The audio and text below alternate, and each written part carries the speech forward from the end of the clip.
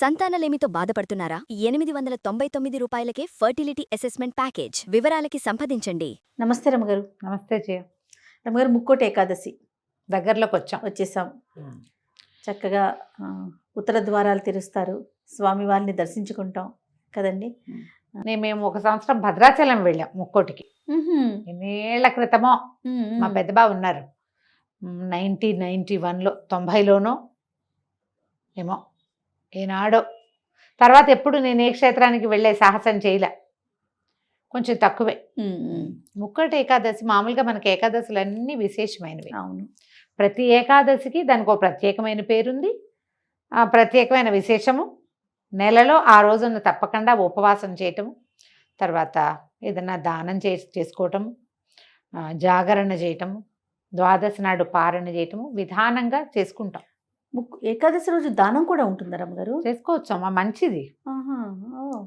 మంచిది దానం చేసుకుంటే, అవకాశాన్ని బట్టి అంతే. లేదా ఏకాదశి నాడు ఉపవాసం ఉంటే ద్వాదశి నాడు పొద్దున్నే భోజనం చేసి అప్పుడే ఏ బ్రాహ్మణుడికో లేదా సాటి వాళ్ళు ఎవరికైనా బట్టలు తాంబూలము దక్షిణ ఇస్తే మంచిది, విశేషమైన క్రియ. ఈ ప్రత్యేకంగా మన తొలేకాదశి ఎంత విశేషంగా చేస్తామో, అక్కడి నుంచి ఉత్థాన ఏకాదశి ఎంత విశేషంగా చెప్పుకుంటామో, వాటికంటే ఇంకా అమోఘమైనది ముక్కోటి ఏకాదశి. వాటికంటే కూడా ఈ ముక్కోటి ఏకాదశి నాడు ముక్కోటి దేవతలు వాళ్ళ ముక్కోటి దేవతల్ని దర్శించిన ఫలితం లభిస్తుందని, ముక్కోటి దేవతలు స్వామివారిని దర్శించడానికి వస్తారని, వాళ్ళ దేవతలకి కూడా ఈ సమయంలో దర్శిస్తే అమోఘమైన ఫలితం కలుగుతుందని, మానవులు మనకెంత అమోఘమైనది లభిస్తుంది. దేవతలే అలా అనుకుంటే భావిస్తే మనము అదే మనది ఇంకా కదా. అంతే. అయితే వైకుంఠ ద్వారాలు తెరవబడతాయని చెప్తారు. మామూలుగా వైకుంఠమట మనకి పురాణాల్లో ఎక్కడుందో తెలీదు. రాక్షసులు హరి కోసం వెతికారనే కథలు చదువుతాం మనం. హిరణ్యాక్ష హిరణ్యకశిపులు గాని చాలా మంది హరి ఎక్కడున్నాడో తెలీదు. వాళ్ళు దేవతల్ని పట్టుకుంటారు, బ్రహ్మలోకానికి వెళ్ళిపోతారు, బ్రహ్మదేవుడి కోసం తపస్సు చేసి ఆయన్ని చూడగలుగుతారు. పరమేశ్వరుడి కోసం కైలాసానికి వెళ్తారు, కైలాసం ఫలానా చోట ఉందని ఫిక్స్ తెలుసు అందరికి. ఈ వైకుంఠం ఎక్కడుందో తెలియదు, ఆయన ఎవరికి కనపడ్డు. కడలే కనపడుతుంది, దాని మీద ఉన్నవాడు కనపడ్డు. ఆయనతో ఒప్పుకుంటేనే ఆయన చూడగలుగుతారు. వీళ్ళు నన్ను బ్రహ్మాది దేవతలు నన్ను చూడాలనుకుంటున్నారని ఆయన సంకల్పించి వీళ్ళకి కనపడాలి అని భావిస్తేనే చూస్తారు, లేకపోతే లేదు. అందుకేనేమో కదా రమ్మగారు, మనం తిరుమల దర్శనానికి కూడా మనం అనుకుంటే వెళ్ళమట, ఆయన రమ్మంటే ఆయన అనుమతిస్తేనే వెళ్ళగలుగుతాం మేము. అవును, అది చాలా ఖచ్చితమైన రూల్. ఆయన వైకుంఠానికి కూడా అంతే పద్ధతి. ఎవరి దారిని వాళ్ళు నడుచుకుంటూ వెళ్ళిపోవడానికి, కైలాసానికి ఋషులు మునులు రాక్షసులు దైత్యులు దానవులు సమస్తమైన వాళ్ళు వెళ్ళిపోతారు. ఆయన ఒప్పుకుంటాడు ఎవరినైనా సరే. భోలా శంకరుడు ఈయన ఒప్పుకోడు అట్లా. ఈయన ఒప్పించాలంటే ముందు ఆయన్ని మెప్పించాలి, మనం ప్రసన్నం చేసుకోవాలి. అట్లా అప్పుడు ఈ ప్రత్యేకమైన దినం రోజున, అంటే ముక్కోట ఏకాదశి నాడు వైకుంఠ ద్వారాలు వాటంతట అవి తెరుచుకుంటాయి. ద్వారాలు తెరిచి స్వామి అక్కడ దర్శనమిస్తాడు అందరికీ. ప్రపంచంలో ఉన్న వాళ్ళందరూ చూడగలుగుతారు. మనం నేల మీద ఉన్నా మనకు వైకుంఠం ఎక్కడికి వెళ్ళలేం కాబట్టి, సమీపంలో కొలువై ఉన్న స్వామిని ఎక్కడుంటే అక్కడ ప్రతిష్ఠ జరిగిన ఏ దేవాలయంలో అయినా కూడా ఇంచుమించుగా కొన్ని చోట్ల స్వయం వ్యక్తమైన దేవాలయాలు కూడా కనపడతాయి కదా, అక్కడ మనం వెళ్ళి దర్శనం చేసుకుంటే సాక్షాత్ వైకుంఠంలో చూస్తే ఎలాంటిది లభిస్తుందని దేవతలందరూ భావిస్తారు. అందులో కొంతైనా మనకి లభిస్తుంది. ఈ పవిత్రమైన రోజున ఉపవాసం చేయటం, తర్వాత తెల్లవార్లు జాగరణ చేయటం వైకుంఠ ఏకాదశికి. మర్నాడు పొద్దున ద్వాదశి నాడు పారణ చేసి ఎవరైనా ఒక బ్రాహ్మడికి భోజనం పెట్టడం, అప్పుడు మనం భోజనం చేయాలి. ద్వాదశి ఘడియలు దాటకుండానే మనం ఇది పూర్తి చేసుకోవాలి.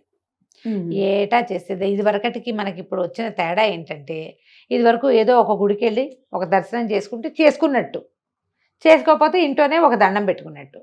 తెల్లవారు 6 నుంచి ఇంకా 6 కంటే ముందే కూడా నా లెక్క అయితే 6 టీవీ పెట్టామంటే అలా అన్ని దేవాలయాల్లో వైకుంఠ ద్వార దర్శనాలు అమోఘంగా అవుతాయి. చక్కగా భద్రాచలం దగ్గర నుంచి చూపిస్తారు, ఈ ఒంటిమిట్ట రామాలయాలు అవి చూపిస్తారు. మన సమీపంలో చుట్టుపక్కల ఉన్న మంచి మంచి విష్ణువాలయాలు పెద్ద పెద్దవి అన్ని చోట్ల కూడా ఆ దర్శనం దొరికేస్తారు. ఈ సోషల్ మీడియా వచ్చాక మనకు వచ్చిన అద్భుతమైన వెసులుబాటు ఏంటంటే, ఏ దేవాలయంలోనూ మనం అంత స్పష్టమైన దర్శనం చేసుకోలేకపోతాం, ఇట్లా చూసి వచ్చేస్తాం. అలా చూసి శంఖం చక్రం కన్ను పెదివి ఏం చూస్తాం, ఏ విగ్రహాలకి ఏమీ చూడలేం. కానీ కెమెరా రావటం వల్ల ఇదన్నిటిని క్యాప్చర్ చేస్తుంది చక్కగా, క్లియర్ గా క్లారిటీతో చూడగలుగుతాం. క్లారిటీ తోటి. అయ్యవారి కిరీటంలో ఎన్నెన్ని వజ్రాలు, ఎన్నెన్ని కెంపులు, ఎన్నెన్ని వైఢూర్యాలు ఉన్నాయో. ఆయన ఇటు నవ్వాడా, ఏ బుగ్గ పైకి లేచి నవ్వు మొహం కనపడుతోందో. హారతి ఇచ్చేసరికి నేత్రాలు పైకి కిందకి అవుతున్నాయి.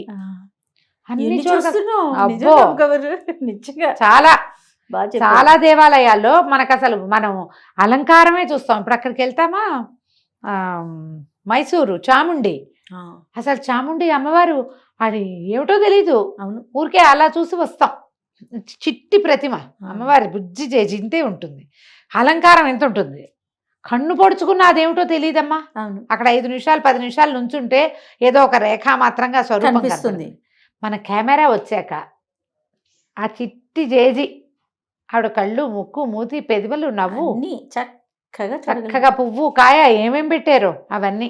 పద్మావతి దేవిని అమ్మవారిని ఎన్నిసార్లు వెళ్ళి ఉంటాను జయ నేను. అవును, అలవేలు మంగాపురం తిరుపతిలో ఉన్నప్పుడు వారానికి 3 సార్లు కూడా వెళ్ళిపోతుండేదాన్ని. ఆ, కానీ ఎప్పుడు అవన్నీ అత్యంత స్పష్టమైన దర్శనాలు ఇప్పుడు మనకి కుదురుతున్నాయి కెమెరా వెళ్ళటం వల్ల.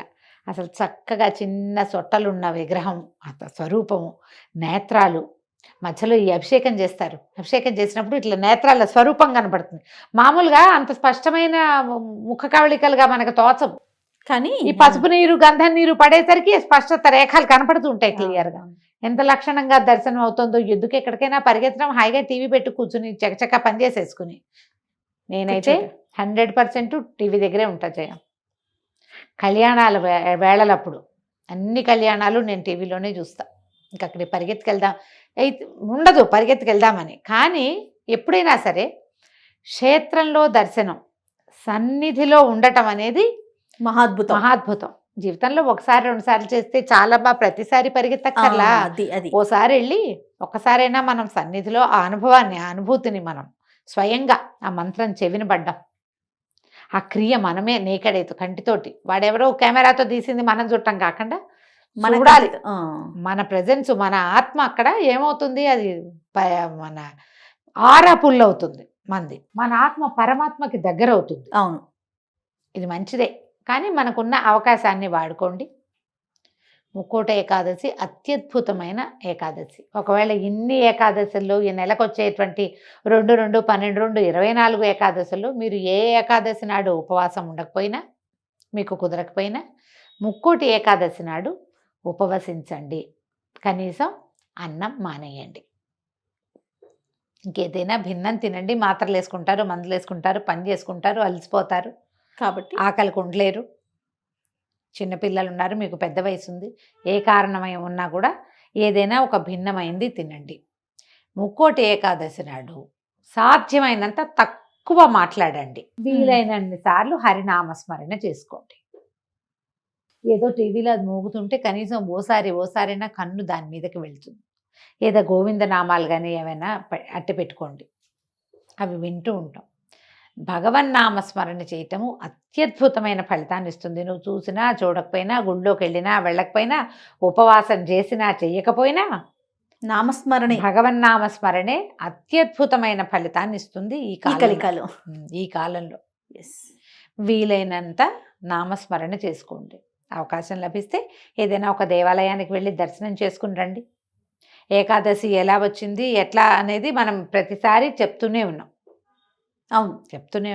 అందుకని ముక్కోటి ఏకాదశి ప్రాశస్త్యము ఇంకా అలా కాకుండా కనీసం ఇట్లా చేయండి. పర్వదినాలలో సాధ్యమైనంత తక్కువ మాట్లాడి ఎక్కువ భగవన్నామస్మరణ చేసే అవకాశాన్ని తీసుకోండి.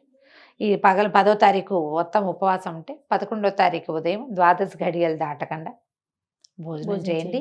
ఎవరైనా కుదిరితే కనుక ఎవరికైనా భోజనం పెట్టండి. ఒకవేళ అలా మన ఇంట్లో భోజనం పెట్టే అవకాశం కుదరకపోతే ఏ దేవాలయంలోనో అన్నదాన ఇవి జరిగిన చోట, ఎక్కడో చోట అన్నదానం జరిగే చోట కొంత అమౌంట్ని అక్కడ పంపించండి. అన్ని చోట్ల అన్నదానం జరుగుతుంది. మీ పేరున జరిగినట్టే, మన ప్రయత్నంతో జరుగుతుంది కాబట్టి అట్లా ఏదైనా చేసుకోవచ్చు. 12 నాడు మీరు ఇది ఇవ్వచ్చు, మన మోయిని ఇవ్వచ్చు, ఎలా మన స్వయం పాకం ఇస్తాం, ఎవరికైనా స్వయం పాకం ఇవ్వచ్చు, వస్త్రాలు ఇవ్వచ్చు, పళ్ళు ఇవ్వచ్చు, ధాన్యం ఇవ్వచ్చు. పైగా ఇది మనకి ఈ కాలం కాబట్టి ధనుర్మాస కాలం కాబట్టి ఈ కాలంలో మీరు విశేషంగా ఏది ఇచ్చినా ఫలితం లభిస్తుంది. తర్వాత సాధారణంగా అందరికీ ఏమని ఉంటుందంటే ఒక ప్రశ్న ఉంటుంది. దేవాలయానికి వెళ్ళాం, అక్కడ ప్రసాదం పెడతారు, తీసుకోవచ్చా తీసుకోకూడదా? ఉపవాసం కదా, ప్రసాదం ఏముంటుంది సాధారణంగా వెణ్పొంగలి, చక్కెర పొంగలి, పులిహోర, దద్దోజనం ఉంటాయి. దేవాలయ ప్రాంగణంలో తింటే తప్పు లేదు. అది అన్న రూపంలో అన్నంతో చేసిన ఏ ప్రసాదం అయినా కూడా తప్పులేదు. తప్పులేదు. దేవాలయంలో అక్కడ మీరు వెళ్ళిన గుళ్ళో ఏది ప్రసాదం అని చేతిలో పెడతారో కళ్ళకద్దుకుని నోట్లో వేసుకోండి. సాన్నిధ్యంలో ఉన్నప్పుడు తప్పు లేదు. అది ప్రసాదమే, అది అన్నంగా భావించద్దు.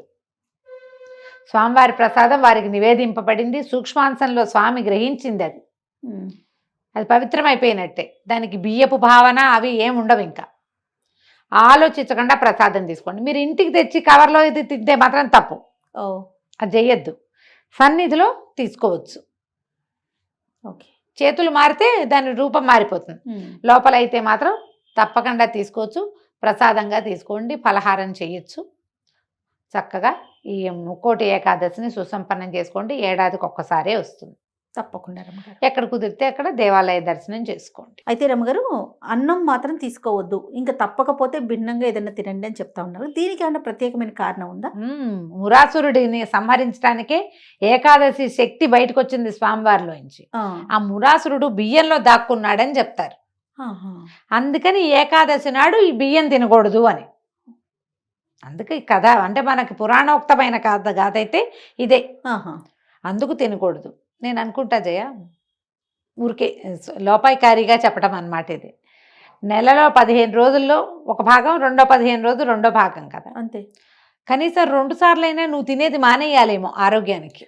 ఆరోగ్యరీత్యా అన్నం మానేయాలి, నిరాహారంగా ఉండాలి. నిర్జల ఏకాదశి కూడా ఒకటి ఉంది, అసలు నీరు కూడా తీసుకోకూడదు.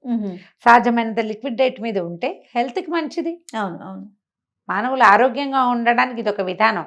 ఒకటి ఏకాదశి, రెండోది పౌర్ణమి, అమావాస్యల్లో కూడా ఇదివరకు భోంచేసేవాళ్ళు కాదు. నెలలో 4 ఉపవాసాలు ఉండేవాళ్ళు. నెలకి 4 ఉపవాసాలు ఉండటం మంచిది ఆరోగ్యానికి. అంతే కదా. అంతే. ఈ మురాసురుడు బియ్యంలో దాక్కోవటం వల్ల ఈ బియ్యం తినద్దని చెప్తారు. అదే విధానం. రైట్. నమస్తే రమ్మగారు. నమస్తే జయ.